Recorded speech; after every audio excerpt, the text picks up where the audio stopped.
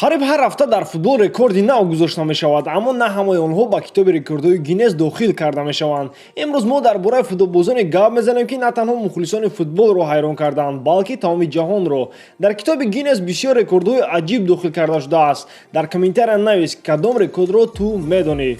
пеш аз сар кардан мехоҳам хотиррасон кунам, ки сарпарасти доимии видеои мо компания 1x мебошад. Дар он ҷо коэффициентҳои баланд аз ҳама асосаш эътимоднокист. Агар футболро хуб фаҳмед, то ба ссилка комментария буда даромада бо промокоди TouchFoot соҳиби 6500 рубл шавед. имконияти хуби пулкоркуниро аз даст надиҳед.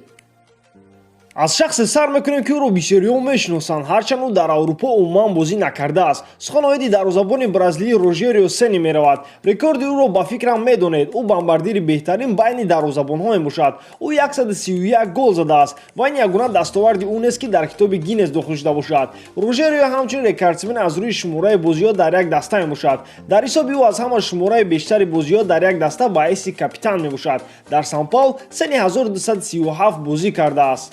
соли 2014 Мирослав Клозе дар таърихи чемпионати ҷаҳон беҳтарин бомбардир шуд. дар давоми 4 ҷоми ҷаҳон Клозе 16 гол задааст. бозигари фаронсавӣ Жуст Фонтен аз ӯ ҳамагӣ 3 гол камтар задааст, аммо Фонтен ҳамаи 13 голашро дар як ҷоми ҷаҳони соли 1958 задааст. ростӣ ба назар чунин менамояд, ки рекорди ӯро задан ғайриимкон аст.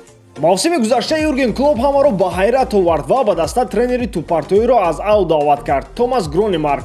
Томас ягон вақт футболбози профессионалӣ набуд, аммо рекорди партофтани тӯп аз аут ба масофаи дур маҳз ба ҳамун тааллуқ дорад. соли 2010 Томас дар шоҳидии мутахассисони китоби рекордҳои Гиннес аз кӯшиши ҳафтум рекорди навро зад ва тӯпро аз аут ба масофаи 51 метру 33 сантиметр партофт. ӯ ин корро дар доираи қоидаҳои футбол анҷом дод. агар Месси дар бисёр ҳолатҳо аз пеналти гол задан натавонад, пас ҳамватани ӯ Маркин Палермо соли 1999 дар як бозӣ 3 пеналтиро задан натавонист, ки ин нишондоди бадтарин дар таърих аст. дар марҳилаи гурӯҳии Копа Америка зидди Колумбия яке аз беҳтарин футболбози аргентинӣ 3 бор пеналтиро хато зад ва дастаи ӯ бо ҳисоби 3-0 бой дод.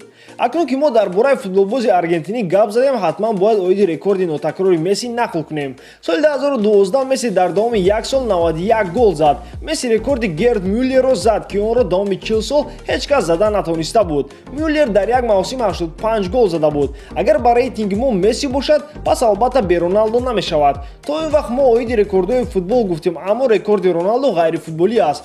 Роналдо ҳамчун машҳуртарин шахс дар сомонаҳои иҷтимоӣ ба китоби рекордҳои Гиннес дохил карда шудааст. Роналдо дар ҳама сомонаҳо зиёда аз 400 миллион нафар обуначӣ дорад. ҳамчунин Роналдо шахсе мебошад, ки пости ӯ дар Фейсбук аз ҳама бисёр лайк гирифтааст. лайкмон агар ба Роналдо обуна шуда бошед. ростӣ Роналдо ҳамчунин рекордҳои футболӣ низ дорад. ду рекорди навбатӣ бошад аз ҳама футболбози профессионалии ҷавонтарин ва аз ҳама пиртарин. соли 2012 дар рақобати чемпионати Боливия байни Аврора ва Лас-Пас ба майдон Маурисио Балдивесои 12-сола баромад. состави дастаи ӯ мушкилии зиёд дошт, бинобар ин тренери даста, ки падари ӯ буд, писарашро ба майдон баровард. Маурисио 3 бор ба тӯб расид ва зарбаи ҷаримавӣ кор кард. бо оғози барвақти карьера нигоҳ накарда, ӯ футболбози хуб нашуд. рекорди пиртарин футболбози профессионалӣ бошад каме пештар зада шуд. моҳи апрел соли 2019 Исаак Хайкии 73 сола тамоми 90 дақиқа дар рақобати дивизиони 4-уми чемпионати Изроил бозӣ кард. ростӣ ӯ 5 гол сар дод, аммо рекорд ин рекорд аст. Роберт Левандовски низ ба китоби рекордҳои Гиннес дохил карда шудааст. ростӣ ин рекорд моро бештар ҳайрон кард, шояд барои он ки мо онро тамошо кардаем, аммо ин дар ҳақиқат боварнокарданист. соли 2015 дар бозии Бавария Волсбург дар аввал кори мюнхениҳо барор намегирифт. пас аз қисми якум онҳо 1-0 мағлуб шуда истода буданд. Гвардиола хост ҳамлаи дастаашро пурқувваттар кунад ва ба майдон Левандовскиро баровард. Роберт бозиро оғоз кард ва кори боварнокарданиеро анҷом дод. дар 9 дақиқа Роберт 5 гол зад. дар 9 дақиқа Роберт якбора 4 рекорди Гиннесро зад. аз ҳама тезтарин хетрик, аз ҳама тезтарин покер ва аз ҳама тезтарин пентатрик ва ягона футболбозе гардид, ки пас аз тағйирот ба майдон даромада 5 гол задааст. ту бовар дорӣ, ки касе ин корро анҷом дода метавонад? фикри худро дар комментария навис. ба ҳамин тамом дӯстон, дар комментария навис, ки кадоме аз ин рекордҳо ба шумо бештар писанд омад.